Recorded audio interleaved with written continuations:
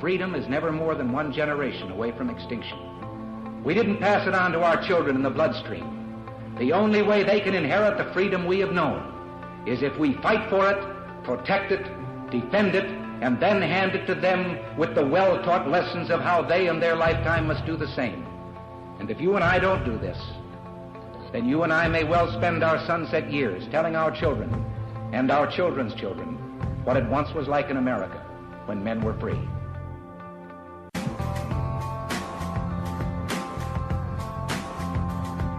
Welcome back to Gun Freedom Radio, where we engage, we educate, and we inform. We are sponsored by azfirearms.com, the biggest little gun shop in Arizona. Now, our next guest, I am really excited to dive into this. He is an author. Dan Waz wrote a book called Good Gun, Bad Guy: Behind the Lies of the Anti-Gun Radical. This book destroys the anti-gun left and exposes their lies and propaganda. Dan also writes for American Military News and does speaking events all across the country in support of our Second Amendment rights. Welcome to the show, Dan. Well, hello. Thanks for having me. Well, absolutely. And I got your book yesterday, so I'm going to admit that I haven't had a chance to read but a couple of pages, but that's all it takes to get you hooked and make you want to just plow through, binge read it, and get from cover to cover.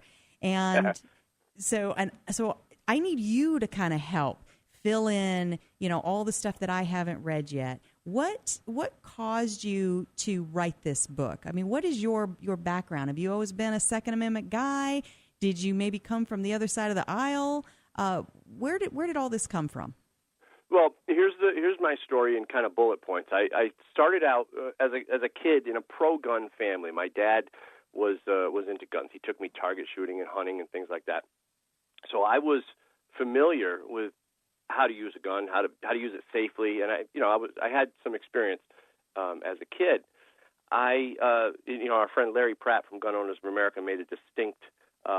He had an awareness, and he said to me, it sounds to me like your dad taught you about guns, but never necessarily taught you about the Second Amendment or how important it is that we have our liberties and our freedoms and stuff. And I said, you're right. He really didn't, because what happened was when I got into my teens and 20s, my dad died when I was about 24, and then I got caught up in the anti-gun little anti-gun world, I guess you could call it. The people I was surrounded with at that time were kind of anti-gun. So I went anti-gun, believe it or not. I got caught up in all the propaganda myself and all the lies and all the nonsense. Yeah. It wasn't until I had an experience in my life that I realized, man, what am I doing? This is crazy. I need to be able to protect myself, my family, and the good people around me. So the whole anti-gun thing, which was more of an emotional, psychological kind of reactionary thing, logic actually took over at a certain point, and I said, you know what? It doesn't make sense to be anti-gun. We need them, and there's a reason we have them in this country. There's a reason we have that Second Amendment. It's very important. So I made a switch. I had a moment of clarity one night in a situation that I talk about in the book, and so that's how it happened for me. And I started writing. I wrote about my situation that kind of brought me back to reality. And I just kept writing, and pretty soon it turned into a book, and it happened very organically, very naturally, and the response that I'm getting to this book is it's been unbelievable. Because it's that good. And so what I'm wondering is, so when you were being kind of pulled in this other direction, I love how Larry, kind of pinpointed that, well, you weren't grounded in your rights. You weren't grounded in the Constitution. Right. So that would make it easier to get pulled in this other direction to where you were. Right, and maybe my dad maybe thought that I was just too young. I was just a kid. So maybe he thought I wouldn't understand the principles of our Second Amendment and what it really means. And that's fine, because I wouldn't really expect young children to get that either necessarily. But yeah, once Larry pointed that out, it was very distinct to me. Like, oh wow, that could be it. Yeah, and so I'm wondering, what were the things that were pulling you in the direction to thinking, guns are not good, guns are bad in some way. Can you remember saliently enough to share that with us, or was it just kind of like a slow process, and one day you woke up and you're just like, yeah, guns are bad, and that's the end of it? What I've learned, and through the research for this book and through all the thought process that I've gone through, it's the way propaganda and the anti-gun left media packages all this stuff. They package it in a way that makes it very enticing to people. It makes it easy to consume. People eat this stuff like candy because they use all sorts of terminology. We talk about the term gun violence. What does that mean, gun violence? Why do they put those two words together? And assault weapon. They use those terms for specific reasons to change your internal representation of guns. They use things like Wild West and then a very interesting one that they use is common sense gun control. Yeah. Now, why do you think they use that term? Common sense, because we all want to think that we have common sense, and we don't want to believe that maybe we don't have common sense. So, of course, we're going to go along with anything that says common sense. Exactly. Which is a big, huge lie. And you guys know that as well as I do. It's just a huge lie from the anti-gun left. So anyway, so all that propaganda, all that nonsense, and all those lies. Plus, I was touring in rock bands. I was playing in rock bands most of my life, and the people that I was surrounded with were less likely to be gun owners. They were more anti-gun. Not that they were bad people, but they just leaned that way, and so it all kind of culminated in me becoming kind of anti-gun, even though in my mind I knew I shot guns and I knew guns and I was comfortable with them. But somehow that propaganda it's very powerful to people who aren't paying attention. Dan, welcome to the show. This is Dan also. Hey, Dan. Hi. Meet Dan. Doing cool this. Name. Yeah, it is. Doing this for the years that we've done it, I hear a lot of stories about people that have had a tragic thing happen to them that caused them to decide to carry a gun and get involved in guns. It's kind of like you don't have a choice. You either roll up in a ball and hope the society can protect you, or you decide that I'm going to climb out of this and I'm going to protect myself and I'm going to learn how to use a firearm. It's too bad that we have to go through those tragedies to make people make a decision. Yeah, and don't forget, we have the anti-gunners and the anti-gun radicals on the left trying very hard and working hard every day to keep people in that mindset of fear.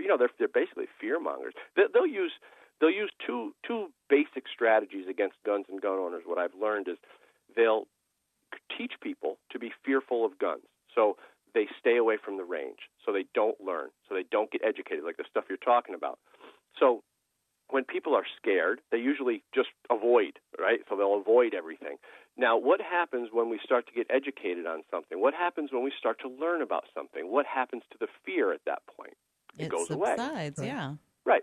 So they teach people to be fearful of the gun, which keeps them away from the range so they don't learn. And then they teach people to hate gun owners, basically. So they teach us that, the NRA is bad and gun owners are recklessly and intentionally putting everyone in danger because they want their Wild West and all this stuff. So now these same people who are fearful of guns are angry and, mad at gun owners. So that keeps them wanting to fight. It's a great formula to create an anti-gun warrior. Wow. That is, that's really something. And that's a really powerful triangle you just described. We've got the language that they're using against us, right? They're pairing up words like gun violence in our minds. They're using fear, which creates an avoidance. And then they create an us versus them mentality that vilifies the opponent. Bingo. That is really, really powerful, and it starts helping us understand a little bit more about why there is such a huge divide between, an us and a them. Because those of us that are gun enthusiasts, we were just talking with one of our other guests here about what a social activity the shooting sports are, and we're such a welcoming group, and we just kind of have this mentor mentality that we just always want to help teach and train anybody to kind of come on into this cool sport, this cool world of learning about how to defend yourself, or learning how to competition shoot or hunting or those kinds of things. And then when we hear ourselves described by the other side, we're like, that's not me. Is that you? Yeah, exactly. Are they talking about you, Dan? Because they're not talking about me. It's not me. Exactly. And here's part of the problem. Gun owners, typically a lot of gun owners that I'm friends with will say, well, I don't care about them. Who cares? We have the Second Amendment on our side. And that's true, but it's not that simple. Mm-hmm. We really need to understand how they think and why they're thinking that way, because otherwise, we're going to let them, run the table like they have been. Absolutely. Well, we've got to run to commercial, but you're going to stick around with us, right? Sure thing. Okay, very good. And we've been talking with Dan Waas. He's the author of Good Gun, Bad Guy, Behind the Lies of the Anti-Gun Radical. And just real quick, I'm going to put you on the spot, Dan, and I'm going to ask you, since you're a rock and roll guy, who's your favorite rock band? Oh, I was always a Kiss fan since I was a little kid. I loved them. There it is, Kiss fan. Okay, now we know who we're talking to here. I love it. All right, stick around. We got much more coming up with Dan Waas, Good Gun, Bad Guy. Hey everybody, this is Joey Rocket Shoes Dillon, world champion gunslinger and Hollywood gun coach. In the Westerns, there's always a good guy and a bad guy, and sometimes the ugly guy. And I always root for the good guy, which is why I'm here to tell you about the good folks over at azfirearms.com. They are straight shooters and always give you the best deal in town. azfirearms.com is the biggest little gun shop in Arizona and have something for every single gun enthusiast. Long guns, pistols, hunting, military, law enforcement, home protection, you name it. And when you've got some guns to sell or trade in and trade up, azfirearms.com are the folks to see. Geez, they bought a cannon once. They are family-owned and operated, friendly staff, courteous, totally reliable. azfirearms.com will give you the best value for your used guns. So stop in, see my friends Dan and Cheryl Todd at azfirearms.com in Old Town Avondale off the I-10 and Dysart Road, and tell them Joey Rocket Shoes Dillon sent you. Don Collier here, letting you know that you won't get fool's gold at Pot of Gold Auction. They're the genuine article. Pot of Gold auctions off guns, coins, jewelry, and antiques of every kind. Stop in and see my friends Dan and Cheryl Todd in Avondale, Arizona for some live auction action. Or check them out on the web at potofgoldestate.com. The Second Amendment Foundation is the organization that protects our right to keep and bear arms. They defend our rights in courts from coast to coast. Now they need our help. Go to saf.org and join the Second Amendment Foundation today. Dedicated to promoting a better understanding of our constitutional heritage to privately own and possess firearms. Support those who support our Second Amendment rights today. That's saf.org.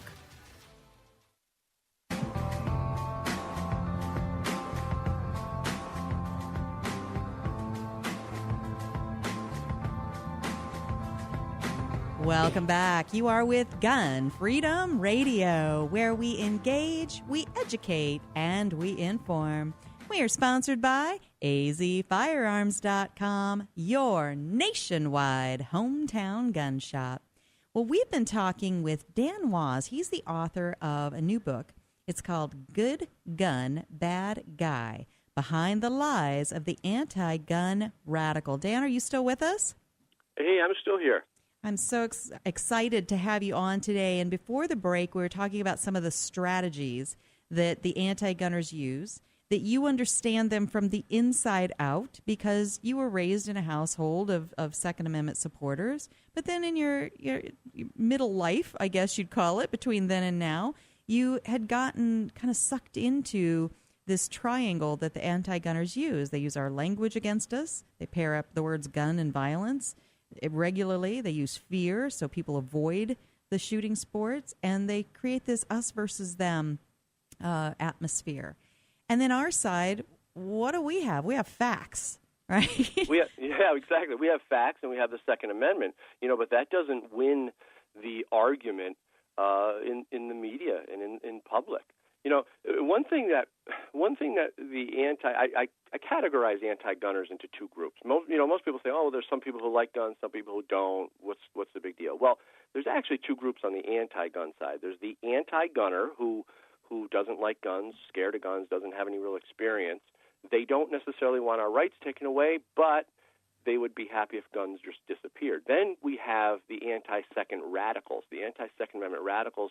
They're the ones that are manipulating the narrative. They're the ones that are influencing people. They're the ones that are, would love to see the Second Amendment, destroyed. So what they do is they like to make sure that the focus is always on the gun. For instance, that's why after a Sandy Hook incident or something like that, you'll always see the media run the guns across the TV screen. Right? Mm-hmm. This is the problem. This is what because they want us arguing about our rights. They want us arguing about statistics and laws and all this stuff, because what it does is it keeps the focus off what's really going on. What's really going on is human violence. Now, if we were to look at human violence, we'd have to start talking about inner city crime, drugs, poverty, sanctuary cities, open borders, and all this stuff that would reflect poorly on failed liberal policies. So they don't want us talking about that stuff. So they always make sure to divert the conversation back to the gun. All that stuff, well, that doesn't matter. Don't look at that. It's the gun. We need to get rid of these guns. And in the meantime, what we lose sight of is that it isn't about the tool as much as it is about the right. And so even those of us that want to say, hey, I'm pro-gun, I went to a seminar one time, and Alan Corwin, who's another author, writes a lot of Second Amendment books and that sort of thing. He said, hey, raise your hand if you're pro-gun. Of course, my hand went way up, and he's like, no, you're not. And I'm like, oh, what? He goes, you are pro-rights. And I said, you know what? You're right. I am pro-rights. It's really not about the tool. It's about my rights to own the tool, to defend myself any way I choose to. So the fact that the other side constantly makes it about the tool, which is easier to pull out of people's hands than it is for them to understand that I'm relinquishing my rights, that's a lot harder. Yeah, exactly. And I think what people forget is that Second Amendment is not a rule or a law. It's a reminder. The Second Amendment is a reminder that we have that right as human beings. We have the right to defend. We have the right to protect ourselves. And that, people get that confused with a privilege. A privilege is given by man and can be taken by man. A right is inherent or God-given. And I think people forget, they don't always remember that there's a difference between privilege and right. The last time I looked, it wasn't the Bill of Privileges. Amen to that. Holy cow. Well, no, Dan, you were talking earlier about how they're swaying the media and they're kind of swaying us to believe that guns are bad. When we were kids, I'm 62 years old. When I was a kid, we were taught, don't talk about guns. Don't tell your friends you have guns because we're afraid they'd get stolen. Don't tell anybody about guns. And so the new generation, they didn't talk about the guns. And so these anti-gun people weren't afraid to say something, and we just kind of sat back. But they woke us up. And now people are starting to talk, and I think that's messing the apple cart up. Well, yeah, it is messing their apple cart up, and I'm glad to be part of that. And I think that when we look, and you guys know as well as I do, being in this in the gun world, I guess if you would, for lack of a better term, there are some real patriots out there, and we're all starting to join together, and we're all starting to share stories, and we're all starting to make a difference. So yeah, it's happening. And you talked about back in the day. Well, I remember back in the day when I was growing up in the 70s, when I was a kid in the 70s and early 80s, we would play Cowboys and Indians. We would, if we didn't have a gun, we would break a branch off a tree. It was a staple in our house. Yeah, exactly. Cops and robbers, Cowboys and Indians, whatever. and that was just a great thing. We used BB guns too. Sometimes we had our own BB guns. We never hurt each other with them. And I knew where my dad's guns were, and I knew where the ammo was. I never once thought to put those two together and go hurt somebody. Wait, Dan, you had a BB gun when you were a kid, and you still have two of your eyes? What?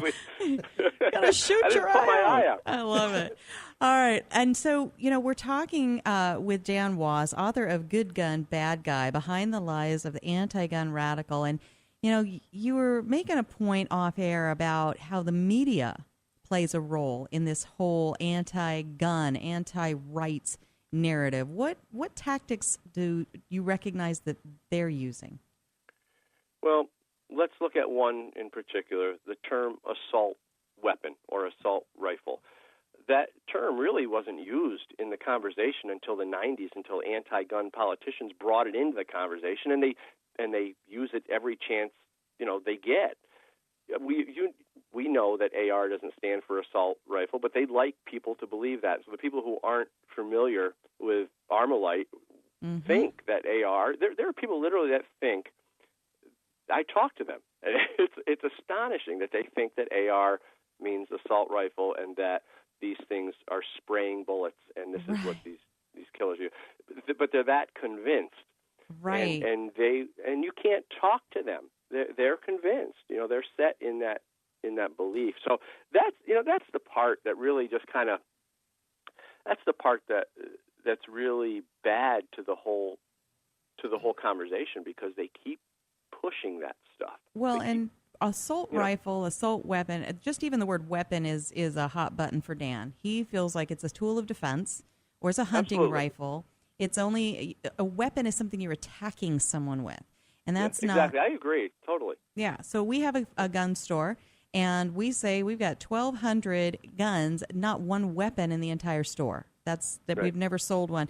And so the hard part about those terms, assault weapon and rifle, is on our side, it sounds cool, right? It's like, I went to the store and I got my assault rifle. Yeah. And it's like, so it's hard for us to squash it, because... But it hurts because it hurts. It hurts the narrative. It hurts exactly. And when you're at the range and, there's a pro-gunner right next to you shooting and we're talking and we're having a conversation, and when a gun owner uses that term, assault weapon or assault rifle, I cringe. Yep. I'm like, but it tells me one thing. It tells me that this type of anti-gun rhetoric and terminology has permeated itself into our conversation. Yes. And we have to change it. So I'm working as hard as I can to change that narrative and help people see this stuff, because sometimes when we don't really recognize it, it's just kind of there. But to point it out, pull it out into the conversation, talk about it, and help people see it, we can change that narrative back to an honest one. Well, I don't like I don't like political correctness. It bothers me a lot. And so when somebody uses the word weapon, I don't like to correct them with that because, we shouldn't use, it doesn't bother me that you use the word weapon, but I don't like it because it makes the people that are anti-gun So you're stuck between, Good point. So I don't like to correct people. How much do you police other people? Right. That is hard. Yeah, I don't want to correct people. When they come in the store, and I don't correct them when they say, do you have a weapon? Right, but if you could use it as an educational point, maybe. What do you think, Dan Was? Well, I got two Dans here. I think if people are at least aware, pro-gunners, gun owners, if they're at least aware, our conversations will change, and when our conversations change, we won't. We'll be less inclined to entertain any of their nonsense. Right. Let's say. Go ahead. For an example, let's say your next door neighbor doesn't like guns, and you want to introduce him in guns. So you say to him, "I'm going to go outside, and I'm going to go out to the range, and I'm going to shoot my weapon. Do you want to go with me?" Or say, "I'm going to go to the range and take some firearms. Do you want to go shoot with me?" Which is going to be more attractive and get that person to want to go shoot? That's a good question. I would have to think about that for a minute. But because if he's anti-gun, he's either going to be scared to death to even entertain the thought on any level, or what happened to me once is a friend, anti-gun type friend. he wanted to go to the range, and I tell this story in the book too, and I ended up taking him to the range. And what I found out later is that it was really just a fact-finding mission for him to go ahead and continue on his anti-gun rant. So now he could say, well, no, I've gone to the range with Dan Watt. Right. I've shot guns. So now he can't be labeled as just an anti-gunner who doesn't have any experience. I wrote a blog once called "Don't Be a But," and it's those people that say, "Well, I own a gun, but I think the law should be more restrictive or whatever," that kind of thing. And it's like, no, you should say, "I own a gun and I believe and support the Second Amendment." So Absolutely. I definitely hear what you're saying. Well, we got to start wrapping up, but I want to tell people a little bit more about your book and how they can find it and get a copy in their own hands, because the minute they do, it's a page turner. They are going to want to plow from cover to cover. It is called Good Gun, Bad Guy, Behind the Lies of the Anti-Gun Radical. We're talking with the author, Dan Waas. Dan, tell folks how they can find your website and get a hold of one of these copies. It's pretty simple. goodgunbadguy.com or .net, goodgunbadguy.net. You can search it on Amazon. You can find it in a lot of different places, and just go online and they can get it at Barnes and Noble. Lots of different. But the best place to get it is goodgunbadguy.net. Well, it's a beautiful website anyway, and they're going to want to spend some time walking, kind of looking around in there. And if you're searching for Dan's name, it's D-A-N and last name W-O-S. Pretty simple. Couldn't be simpler than that. Dan, I like the gun on the cover. Did you have that engraved, or is that? It's awesome. Is that put on there by print? That's the magic of Photoshop. Oh, yes. It's gorgeous. I love it. It's got Good Gun, Bad Guy right on the side of a 1911. Yep. So Cheryl knew what that was. I know. Wow. Because I don't know the equipment. So that was a big day for me right now. All right, Dan Waas, thank you so much for taking the time to be on with us today. We're going to have you come back on and dig even deeper into some of the chapters in your book, because this is a very good conversation, a very important conversation, and we need to educate people on both sides of the aisle, wouldn't you say? Absolutely. Thanks for having me, and you got my number anytime. Just give me a shout. I love it. Thanks so much again. Dan Waas, author of Good Gun, Bad Guy. Thanks, Cheryl and Dan. Thank you.